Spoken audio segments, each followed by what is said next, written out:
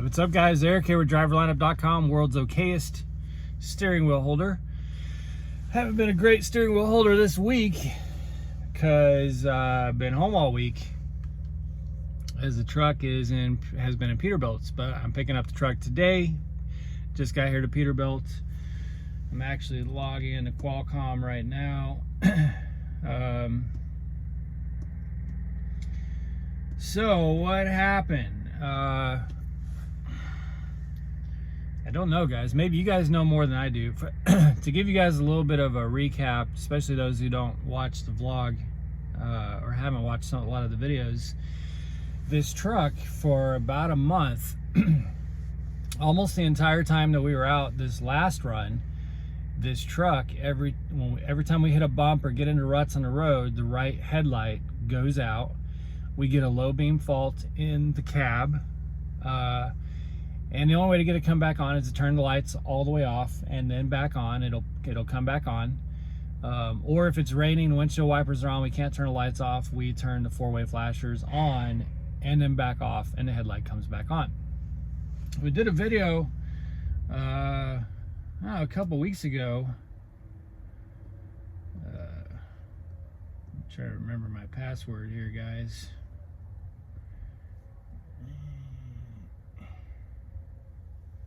Really hope it didn't just log me in on duty. I tried to click off duty. If it logged me in on duty, I'm gonna be pissed because I was gonna PC home. Can't PC to the shop, but I can PC home because I got a full 70-hour clock.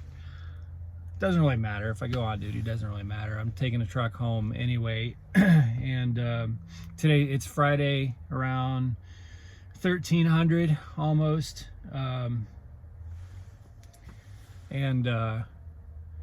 So we're probably not going to leave until tomorrow, but more on that in a minute. So getting back to the issues, that was our first issue, was the headlight. It put us down and out for the count in Pennsylvania for a week.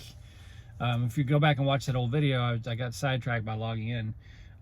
We thought it was just that we needed to switch the headlight, right? The bulb, because that's what a low beam fault means in the cab. So we switched the bulb several times. One time of which we actually put on YouTube, and it didn't do any good. Like the fault kept happening, the headlight kept going out. Some nights it would go out, 15, 20, 30 times through a drive. And then sometimes it wouldn't go out at all. Like if it's pretty smooth roads, like here in Missouri, the headlight will hardly go out. I think it may have gone out once in Missouri on the drive home. And that was, 100 miles or whatever from the border of Oklahoma to Springfield, never went out. But 100 miles over in Flagstaff, Arizona, went out like 10 times. It went out 5 times within 3 miles in Flagstaff, Arizona. So this has been a huge problem for us. The second problem is our cab was leaning a little bit to the left, and it always had been, a little bit to the driver's side. It always had been, and it gets substantially worse when it's under load. Like you can see a lot less of the trailer on, this may be backwards for you guys, but on the driver's side, you can see a lot less of the trailer and a lot more of the trailer sticking out from on the passenger side, which always drove me absolutely crazy because I couldn't tell if is the wind blowing the trailer or is the trailer too heavy to one side. I couldn't, like, it just drove me crazy. Plus, it just looks weird. I just don't want my cab leaning, right? So I had reported that to Peterbilt, and because it was body work, the Peterbilt rep didn't want me to get it taken care of up in PA. They wanted me to wait until we got to Springfield. So both of those issues should be fixed, should be addressed. 177 hours of unassigned drive time. Okay, I'm not going to claim that. What the hell is the shop doing? Anyway, what they said that they fixed up in PA, they replaced the headlight, the whole headlight assembly, the $1,000 part. What they said they did here was replace the chassis module, which I haven't had a chance to really go look up and see what that's all about. But that's what they did. And the body shop, the guy who did all the work wasn't here at the moment, so he couldn't tell me what it was that was causing the lean. But they claim that everything's fixed. I hope everything's fixed. With the headlight, you just don't know until you get out there and grind, you know, because the roads are too smooth around here. I'm not going to hit the kind of bump that it takes to get that fault to go off. Excuse me. So I hope everything's fixed. We're planning on leaving sometime tomorrow afternoon. This ended up working out really well for us. You guys who have driven for a while, you know that occasionally you get those home time chunks that really work out, that just they're timed right. You got the right kind of load you drop off. Well, we had dropped off that load in Springfield that was going to Ohio from California. It paid $5,000 total, so we ended up getting like $3,600 of that load, which was great because, you know, we dropped that off on Friday morning. So that was a couple days into the pay period, but it was plenty of money to make my truck payment, you know, take care of all my fixed costs, pay for Jenna's, you know, I pay her like workman's comp and, you know, payroll taxes, all that good stuff. I subsidize her insurance, all that stuff, and then paid her a couple $100 for the miles that she drove, and I still ended up getting $1,100, $1,200 paycheck from that load. But another really cool thing is my fleet manager, guys. I'm very fortunate and blessed to have an amazing fleet manager. I mean, the dude is just like, I don't know, I hear all these bad things about fleet managers, and I hate hearing it because I have not experienced it. My fleet manager is amazing. My fleet manager is Chris Martin. I very seriously doubt he ever watches these YouTube videos. He just has a very certain personality, and it is not, I just don't see him watching YouTube videos. But if you ever did see this, Chris, man, you rock. Thank you so much. Seriously, thank you so much. He really came through. I had mentioned a couple weeks ago my problems with road assist. It actually did log me in off duty, right? So it actually did the right thing. I had my problems with road assist, and it's still not fully resolved. I don't know what's going to happen this week, but just so you guys know, kind of a cover your ass kind of situation. And I'm not bitching about Prime. Prime is a company. It's got to make money. I want Prime to make money. I want Prime to be profitable. I want Rob Lowe to be profitable. If you don't want Prime to be as profitable as possible and you drive for Prime, you're a fool, because if Prime is not profitable and if Rob Lowe is not making big bucks, then my job's not secure. So I want them to be profitable, and I want them to do what's necessary to be profitable, because that means freight's going to stay strong for me and I can continue making good money. So I'm not mad at Prime for making good, sound, logical business decisions. And I think they have to create, because it's such a big company, I don't know, whether it's 7,000, 8,000 trucks, I don't know. It's a lot of trucks, maybe more than that.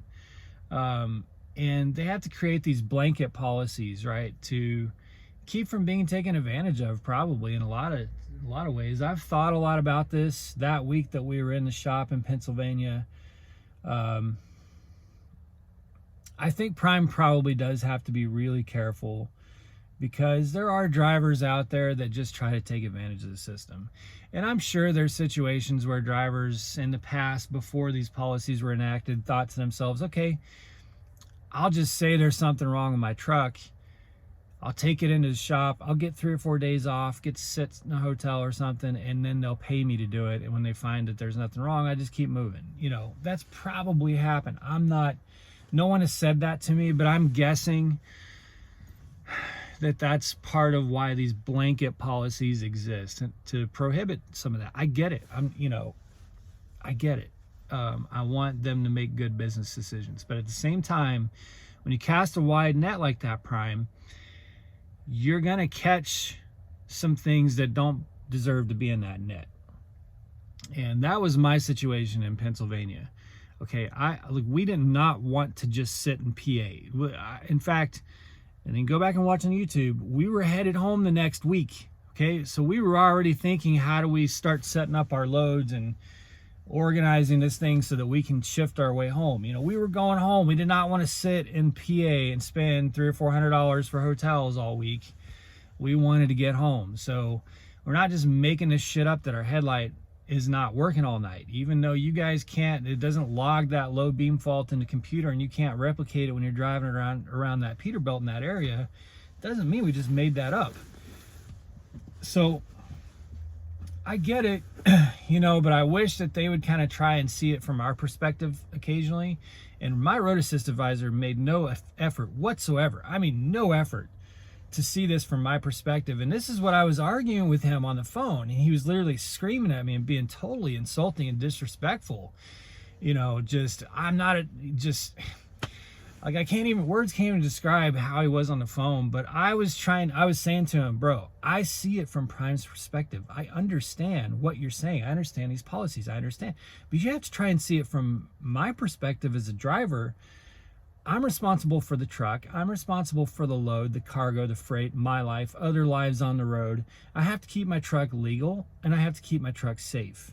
And if I can't do that, then I have to then lean on Prime and lean on Peterbilt and others to make it so that my truck is legal and safe, okay?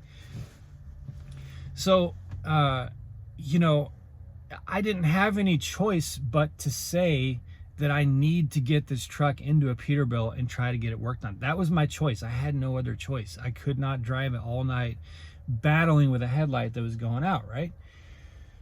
So what happened was I took the truck in on Monday. I don't remember the date, at that Peterbilt in PA. We didn't leave until Friday. On Tuesday morning, I had known that they weren't able to replicate the headlight issue, but they were going to continue digging and seeing if they could find a solution. That's what they conveyed to me at Peterbilt. I asked Road Assist very specifically because my fleet manager said, what is Road Assist saying about breakdown pay? What are they going to pay you? So I went to Road Assist and said, hey, you know, my fleet manager's wanting to know what's the deal with breakdown pay. Just kind of give us a heads up. Because my fleet manager stays on top of that shit. He wants to know. He wants to always have it documented. He wants to know. So Road Assist comes back, and I have the message. Road Assist comes back on Tuesday morning and says, we won't know until you leave. The breakdown pay started from the minute you checked in the truck, or no, 24 hours after the time you checked in the truck to the time that the truck is completed and checked out. Okay, so the first 24 hours you don't get paid breakdown pay. Fine, no big deal. So, you know, we'll have it. So basically they're saying we'll have a total for you when the truck is checked out. Now, to any sane human being, would that kind of message not mean, okay, they're aware of all the situation, they know that I've been here for at least 24 hours, and they're telling me that I'm going to have breakdown pay for every day that it takes them to try and figure out what the hell is going on with this truck? To any sane person, that's what they're conveying. That's not what they were conveying. What they were just saying, what Road Assist was just saying is, that's just the general policy, that if we're going to pay breakdown pay, that's how the breakdown pay schedule works. Well, I already effing know that. I've been in the shop. I've been driving for Prime for almost 2 years. I had my Freightliner shop many times. My Freightliner in the shop many times. I've had my Peterbilt in the shop several times. I already know that. I asked you how much the breakdown pay was going to be. I don't need you to tell me what the schedule is or how breakdown works. But you say it in a way that implies that you're already aware of the whole situation and that you'll be able to give me an amount when the truck is checked out. So if I had known, if they would have said to me that Tuesday morning, hey, because we're not seeing anything wrong with the truck and the computer and we're not able to replicate it when we drive it a couple of miles around Peterbilt, you're not going to get breakdown pay. But we'll keep looking. You know, we're going to keep looking to see if we can see something. And if we see something, then you'll get breakdown pay. They didn't tell me that on Tuesday morning. If I had known that on Tuesday morning, I would have kept rolling and tried to get to Springfield, because I told them when I took the truck in on Monday, you're probably not going to be able to replicate this because the roads around here are smooth. I can drive for 5 or 6 hours and not have this problem at all. And then I'll drive for 3 or 4 hours and have the headlight going out like 10 or 15 times. You know, it's hit and miss. Sometimes we even drove half a day without the headlight going on. I told them when we took the truck in, that they were probably not going to get it to do this while it's there, because I didn't have, so if Road Assist would have told me that on Tuesday morning, I would not have kept saying to Peterbilt every day, have you tried this? Or maybe, I found this on Google. Maybe it's something, I noticed this was rattling. I'm trying to actually analyze and figure this out with Peterbilt, because in my mind, Road Assist has already said, yeah, we're going to try to get this resolved for you. Let us know when you leave, and that's when we'll give you a breakdown pay amount. They never intended to pay me breakdown, and they never told me that until a week or so after, when I went back and said my fleet manager wants to know how much the breakdown pay is. My Road Assist advisor got on the phone, and he was screaming at me so loud. I'm sitting over in the passenger seat. Jenna is driving the truck.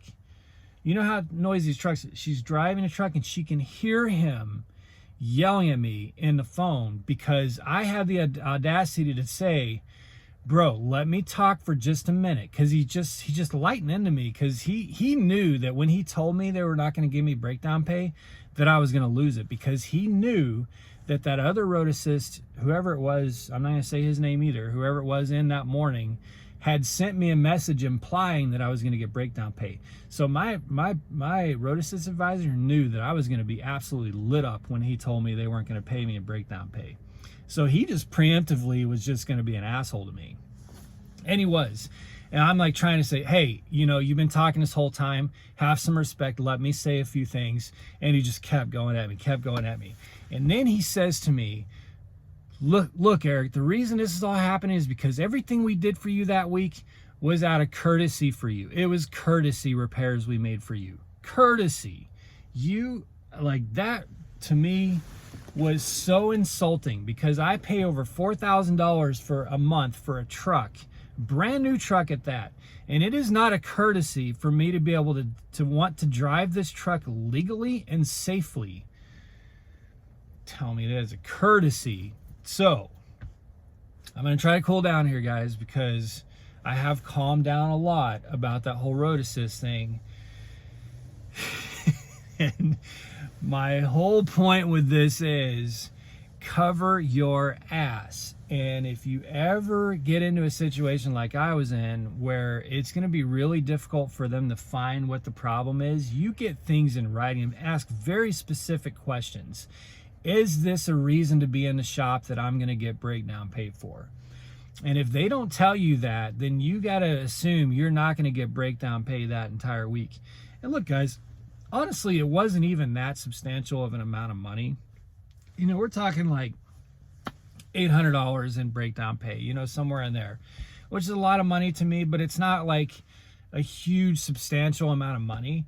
But it's the principle of the thing. If you're going to imply to me that that this isn't going to hurt me that bad financially, that's not my fault, and it's that I'm being worked with to get this taken care of, then I'm going to operate under that assumption the whole week.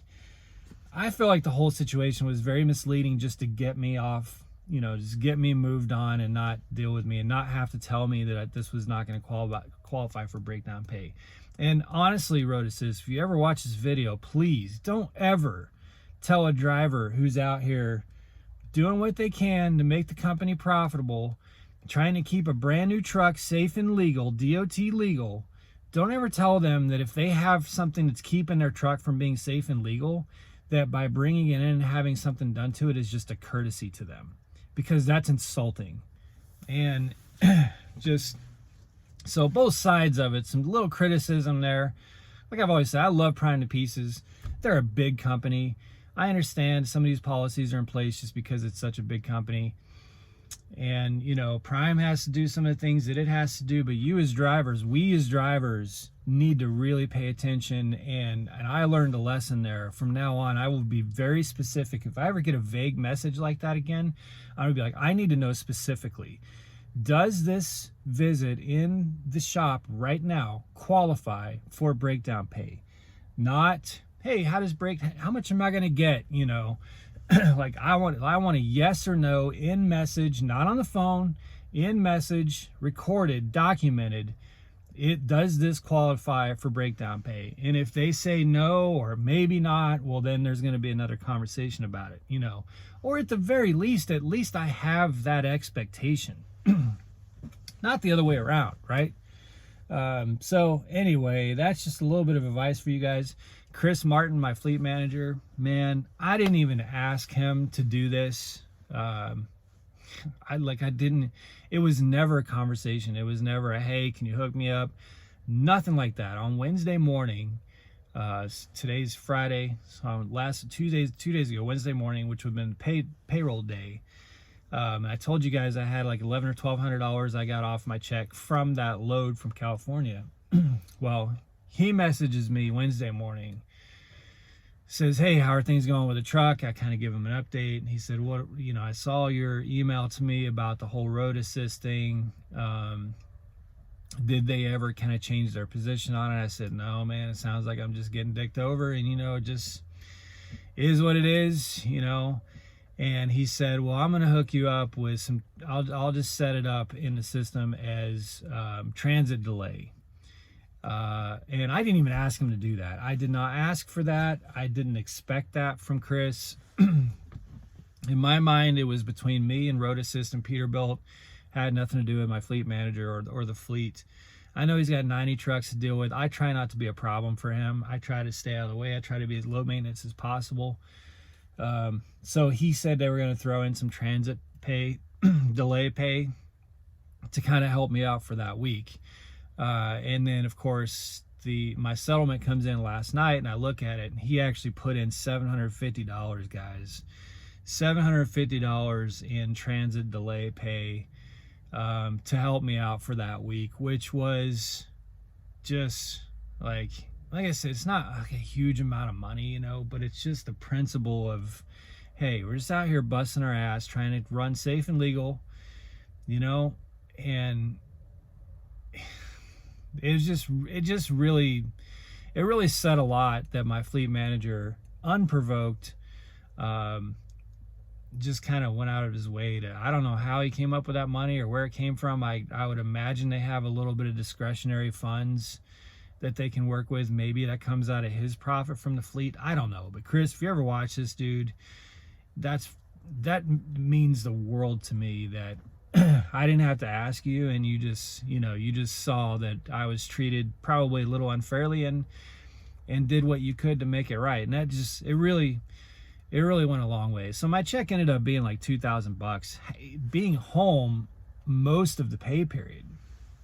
So just really cool situation. But guys, like I said at the beginning, Prime is a big company. It has to create these wide-ranging policies to protect itself and to make sure that it remains profitable. I ain't mad at Prime. I'm mad at that individual in Road Assist who just, in my mind, it doesn't, just made no effort to appear as if he gives a shit, like he's like one of these, customer service centers where they have these blanketed policies, and they're just, no matter what you're going through, well, here's what our policy says. It's like, yeah, but there's situations can be different. You should try to have some human, some human understanding, and look at a case and say, okay, well, this is obviously unique and different, so maybe we should treat it as such. Nah, my Road Assist advisor just didn't give a shit. Like, literally didn't even care to consider that this may be a unique situation, and maybe I was really truly trying to keep my truck running safely and legally, and that should be recognized and acknowledged. And so it is what it is. But like I said, Prime's got to cover its ass. You cover your ass and make sure that you don't make my mistake. Get it in writing. Does this qualify for breakdown pay? Because I can tell you right now, man, if they can find a way, to make it not qualify for breakdown pay, it's not like there's a room full of cigar smoking dudes saying, how can we screw drivers? That's not the way it is at all. It's just a big company, so you have to really make sure that you're holding them accountable, and not slipping through the cracks, So anyway, guys, I have the truck back. I'm about to drive it over to the house, and we got to run some errands, finish laundry. I got to somehow get back on a schedule, so I'm going to force myself to stay up all night tonight so that I can get some sleep tomorrow during the day, and then we'll see if we can get a load out of Prime Command, as Track Rider Trucking calls it, tomorrow, and get on the road. We're gonna go out there for a month and probably try to get some home time around Thanksgiving. For those of you who haven't run during the holidays, get ready for 2 months of hauling. A lot of pies, a lot of cupcakes, a lot of bakery stuff.